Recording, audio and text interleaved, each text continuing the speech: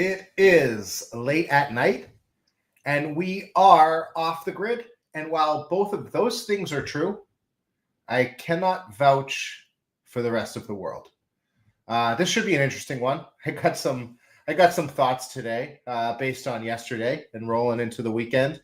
However, before we get into all of that, and I've got the image up here of Robbie Road Steamer, who was accosted, abducted, detained by some kind of federal law enforcement yesterday in Portland. And he is free today, and we're going to get into that because I got some additional thoughts on that. But before we get into that, let's just take a deep breath and focus on what kind of power we use today. Unlike the current administration, we did not use all of the power. We did have a beautiful day. There was blue skies. We got a chance to recharge. As I said yesterday, the last couple of days in the fall, we start to run into the first issues of not being able to fully recharge even in a completely sunny day. So today was beautiful out. We made a lot of power. I can show you how much power. But as you can see there we had blue skies, still a couple puddles from the 3 days of rain that we had a few days ago, but everything's clearing up and looking good. But if we switch over to how much power we used, this was tonight. Actually, this was this morning. So obviously it's nighttime, so it's a lot darker now. And as of this morning, this was the power we had used, like overnight. So I think it's nice to see the juxtaposition of the two. So this morning, we're sitting at 44%. You could see in the top of the screen here, right under the off-grid farm, it gives us the percentage of the power that we used. And that sits at 44% as of, if we play this for a second, 8:48 this morning. So both the video that I showed of our farm and solar shed and this app look-in is both from this morning at about just before 9 this morning. So as you could see, as it pulls up here, we had used 6.5 kilowatts of power as of 9 in the morning. So overnight, from midnight to 9 in the morning, at 9 hours, we used 6.5 kilowatts. That's about, half a kilowatt, maybe 3/4 of a kilowatt, depending on the hour that we used it. So that gives you a little indication on what we used overnight and just baseline to run our house. It's not using any heat or anything like that. We did use some heat today, and I will show you that. But again, so today, what we used 13 kilowatts yesterday. We used significantly more than that today because we did run the heat. This is what we discharged from the power wall. The rest of it we used from our solar panels. And it's what we had generated. As of this morning, we had only generated a half a kilowatt. We could rewind that for a quick second. So this is what we generated so far at 9 in the morning earlier, about 12 hours ago, 13 hours ago. Just a half a kilowatt. So not a ton. We're just starting to make power. And then sort of to wrap that up, you see the grid. We got nothing coming in, nothing going out because we are off the grid. And it brings you back to our 44%. And we were bringing in 1.2 at that point. This is when we really started to bring in some power at 9 in the morning. And we're using 1.5. So, that's, you can see what are we doing with that power? How is that 1.2 kilowatts coming in off of the sun into the solar panels, supplementing it with 0.3 kilowatts from the power walls. So that gives us the total of 1.5 kilowatts, as you can see on the right-hand side of the screen, headed to the house, and that's what we were using. Probably shower was running or a sink was on, refrigerator was running, ice was making, a few smaller devices or appliances. Maybe some hot tea was cooking in the electric tea kettle was heating up. So that gives you a sense of it. And as opposed, if we switch it to tonight and we kind of take a look at where we stand right now, I just took this. So this was 9:48. This was 20 minutes ago. We're at 54%. So we basically had an energy push today. We used as much power as we took in. We did give ourselves a bump, a 10% bump up. So in a 40 kilowatt system means we probably took in an extra, 4 kilowatts or so. And we could take a little peek in. Let's take a little peek into the power usage that we had for today. And so this is the big change. So we used 25.9. And you can see several of the spikes there are are when we turn the heat on, and that's the green. The green's the house usage. The yellow, that's the solar. That's I should say the green is the power wall usage, and the yellow is what when we're bringing in solar and we are running power in the house and using appliances. It's what the solar is providing for power as opposed to what the power walls are providing for power. That's where you could see just the difference in colors of the spikes. But either way, the spikes correlate with us turning on the heat, getting the heat set, and then running that heat for a little bit. And I think I'll check here, because you can hold your finger on the app and you could pull up any time of day, as you could see there. So, 3.2, this is 4.3 kilowatts used, 3.2 from the power wall, 1.3 from the solar.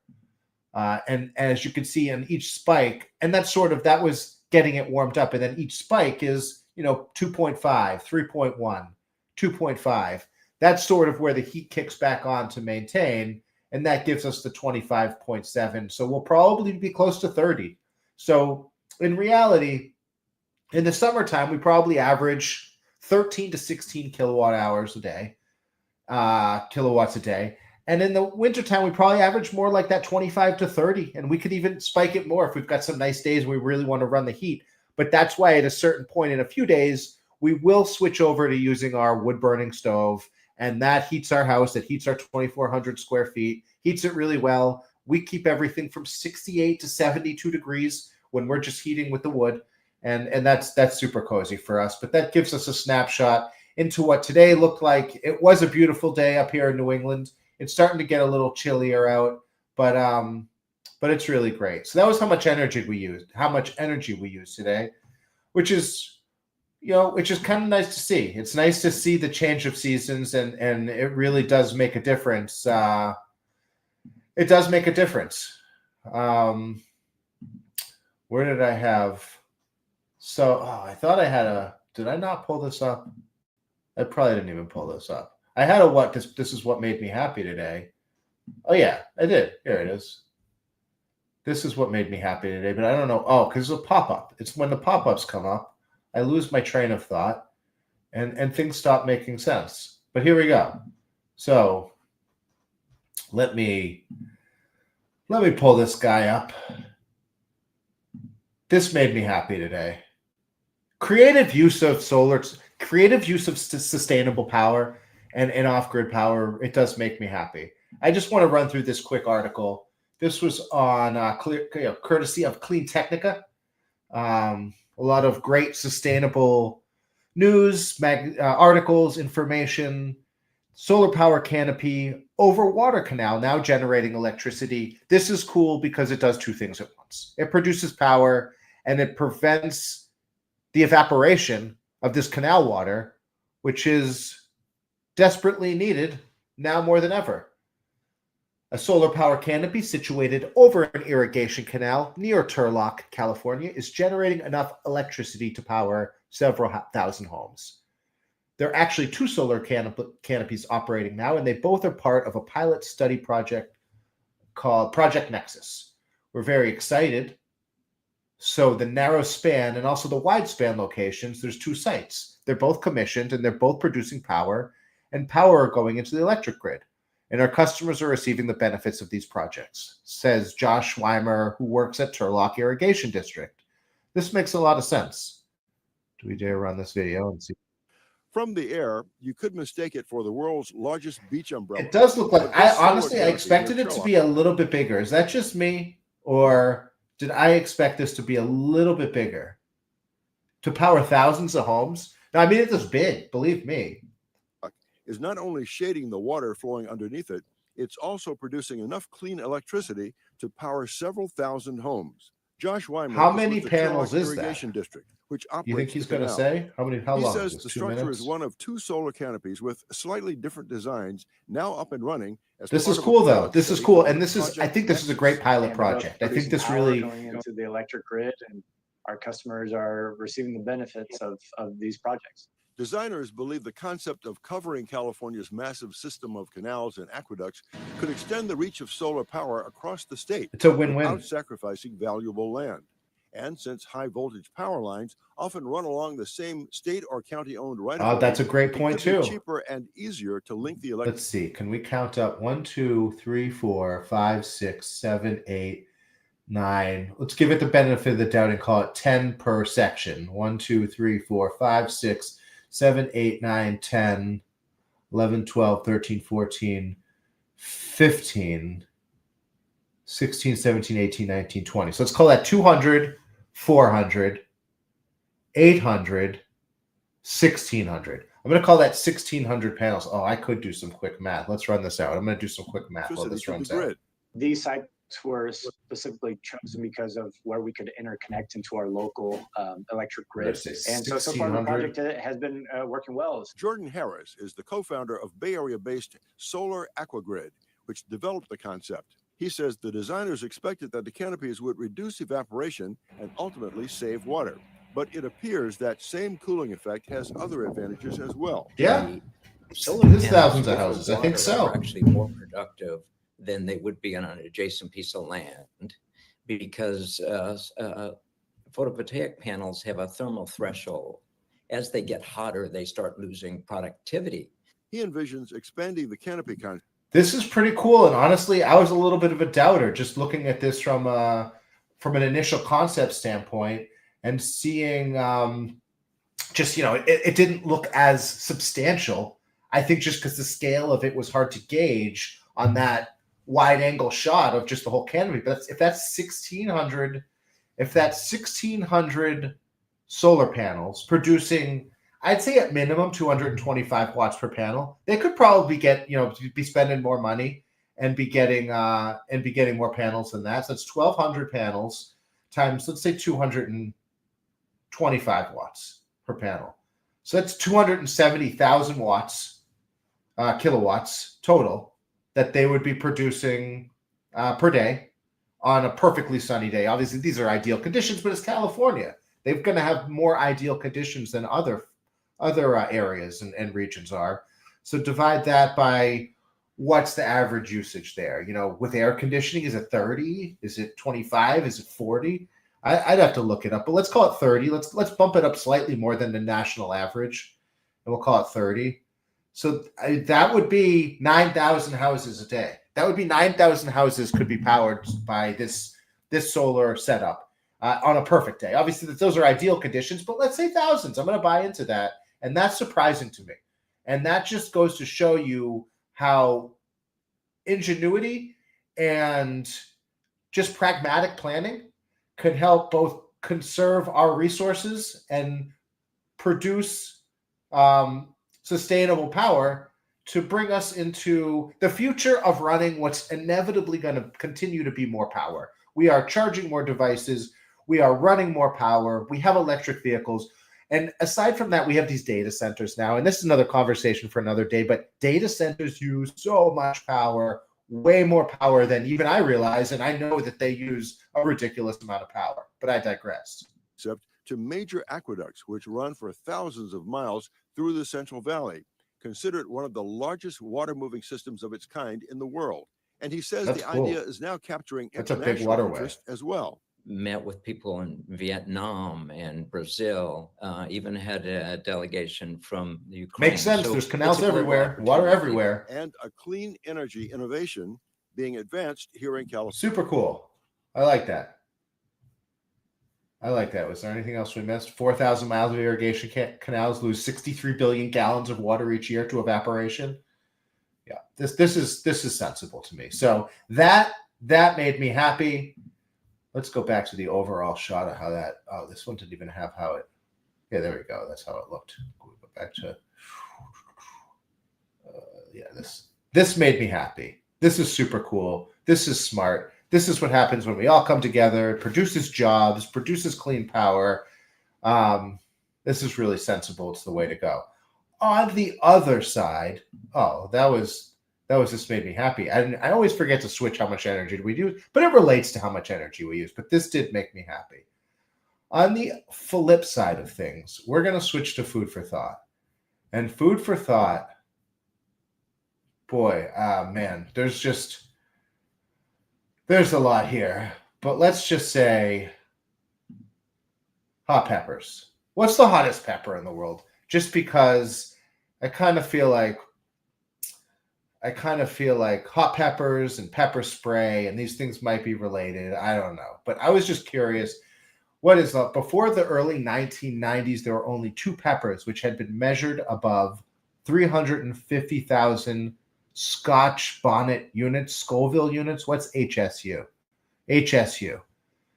California farmer Frank Garcia used a sport of a habanero to develop a new cultivar, the Red Savina, which was measured at 570,000 in 1994. That's hot. Anyway, there's a bunch of peppers out there. They're super hot. They're registering over 1 million SHUs. That's just, I mean, I feel like we're gluttons for punishment. There's people that enjoy eating this stuff. This is incredible. Competitions, certifications, impacts. Well, all this is just fluff. This is just fluff or nutter. All to say that happy to announce that Robbie Road Steamer, aka Gary the Guantanamo Gator, was released from ICE custody, federal custody. He was in custody he was detained by I'm gonna play this. I'm gonna play this because where did it go? Let's go to this first. I'll play this because this will really speak more directly to the situation.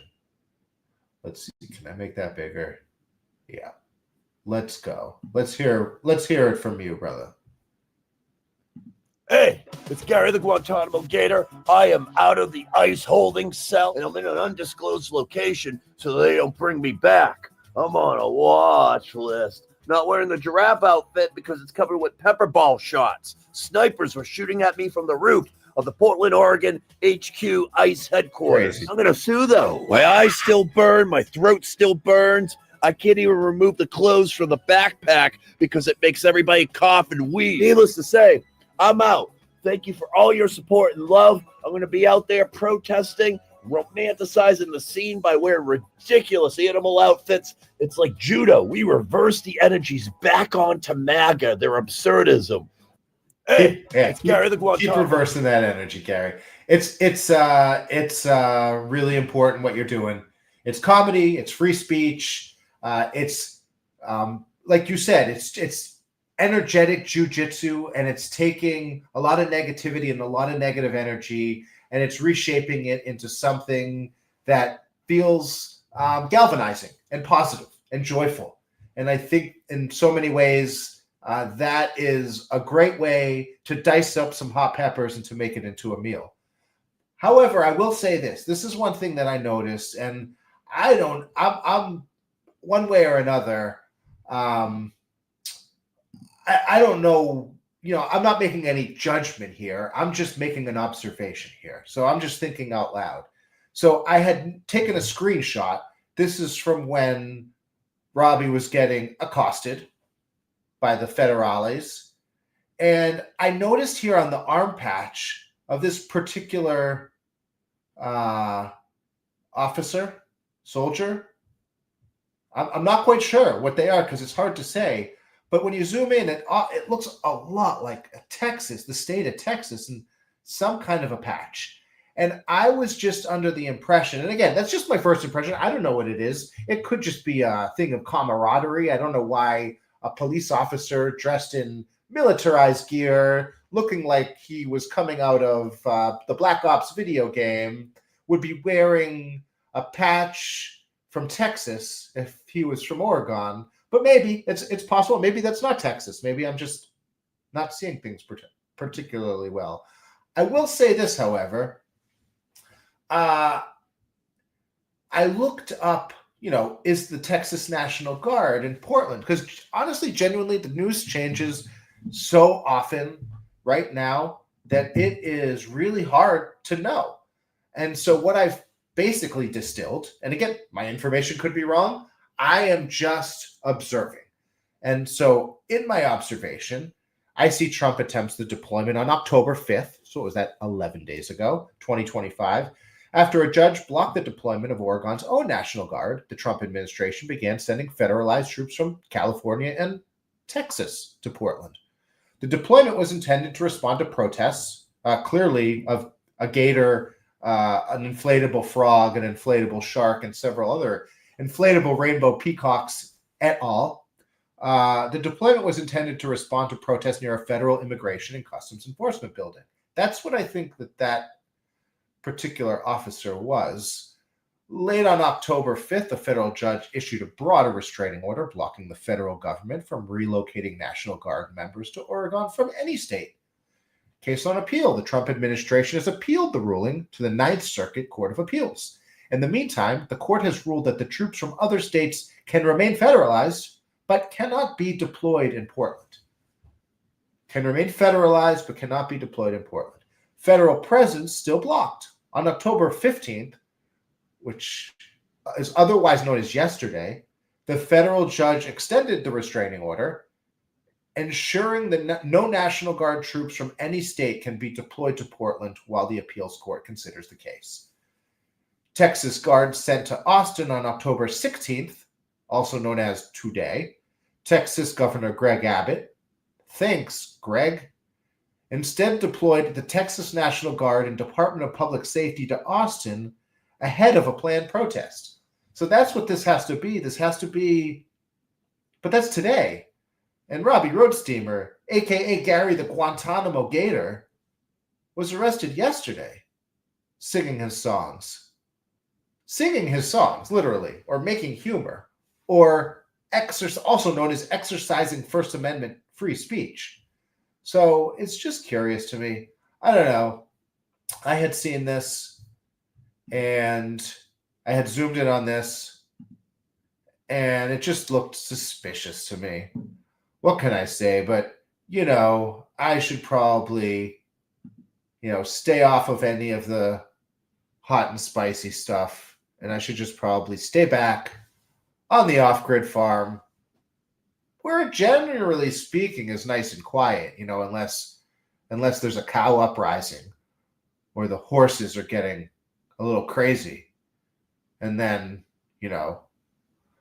we might have to keep the peace around here, but we usually do that in joyful ways, and you should do it in joyful ways. Be good to yourself, be good to the people around you. Make sure you look out for each other. There's a lot of joy in this world. There's a lot of really awesome people, great people doing incredible work. You don't have to look far, and I'm certainly grateful for it. I'm just trying to keep tabs on things. I'm just curious, just a curious American trying to be mindful of the Constitution and mindful of being compassionate towards other people when they need it most, because it is really important. And if you don't know that yet, you might need it one day, and it comes in handy. So that being said, hope everybody has enough power for their day inside and out. This has been Late Night and Off Grid. I'm Jonathan the Painter, and I'll catch you soon.